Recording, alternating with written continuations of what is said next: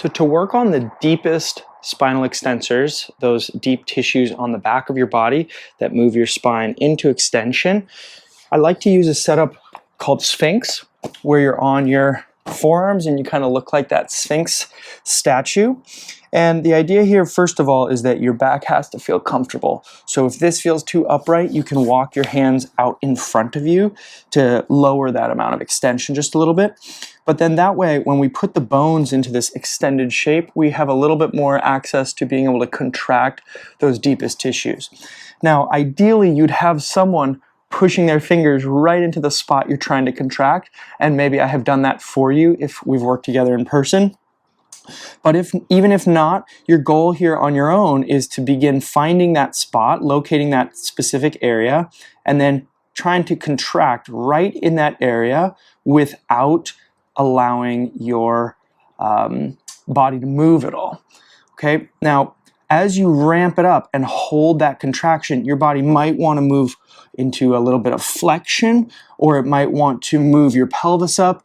And actually, those are just mechanisms for your body to avoid the contraction we want, which is a contraction that shouldn't move you anywhere.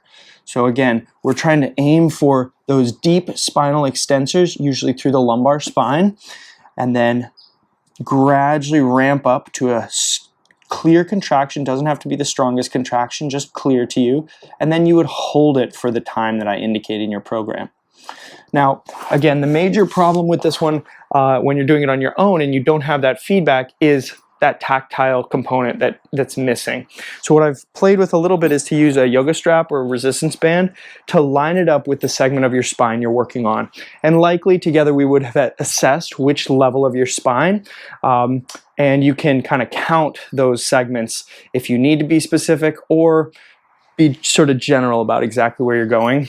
So let's say I wanted to work on the contraction right at this segment of my spine. I could take that band and then cross it over so I have a little bit better ability to keep it in that spot.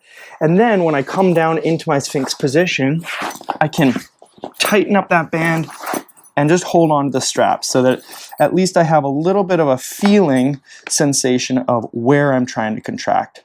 Then again, you would try to contract right where that band is making contact, hold it, and then slowly melt it away and notice what that sensation of relaxation is like.